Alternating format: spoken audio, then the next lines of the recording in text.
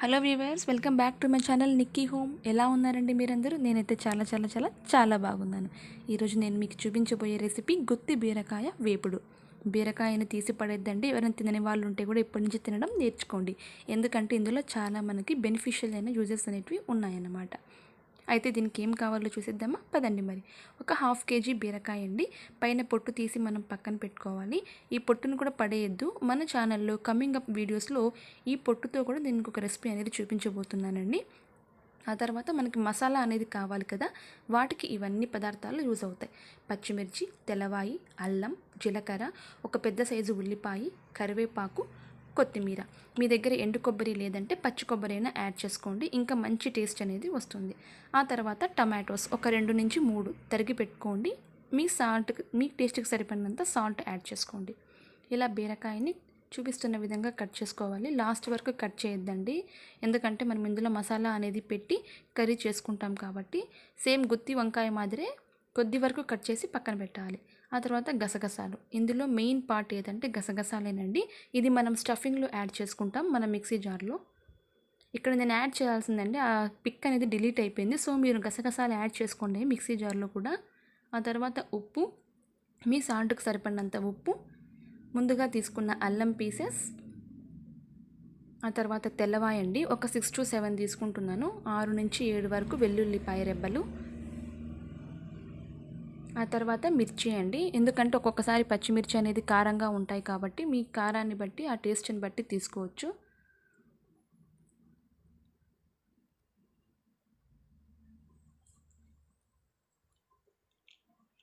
ఆ తర్వాత కరివేపాకు, ఒక 2 రెమ్మలు కరివేపాకు వేసుకోండి.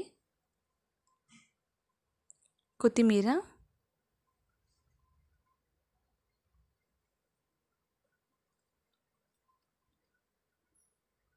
ఇదంతా కూడా మనం స్టఫింగ్ కోసం చేసుకుంటున్న మసాలా ప్రిపరేషన్. ఎండు కొబ్బరి తురుము చెప్పాను కదండి, ఎండు కొబ్బరి లేదంటే పచ్చి కొబ్బరి అయినా సరే బాగుంటుంది. లాస్ట్లో జీలకర్ర.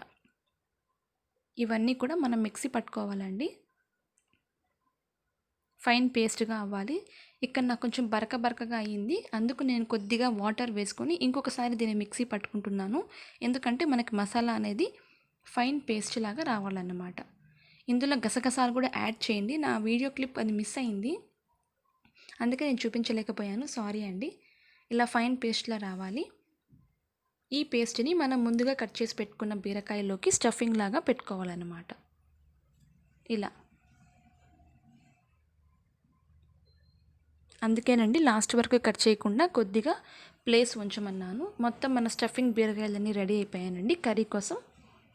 ఆ తర్వాత ముందుగా ఒక బాణలి పెట్టుకొని అందులో నూనె పోసి హీట్ చేయాలండి.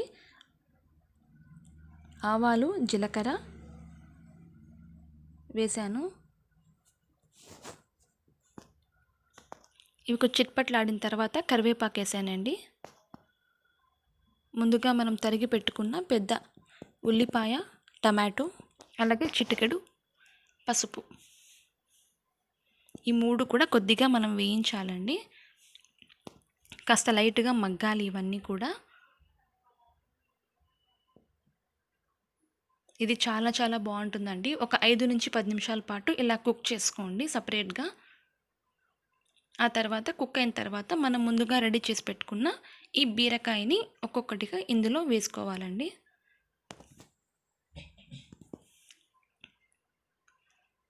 మీకు కొంచెం మసాలా ఏమైనా మిగిలి ఉంటే దాంట్లో కూడా కొద్దిగా వాటర్ అనేది, ఇలా గిన్నెలో వాటర్ అనేది యాడ్ చేసుకొని ఆ వాటర్ని కూడా దీంట్లోకి వేసేసేయండి.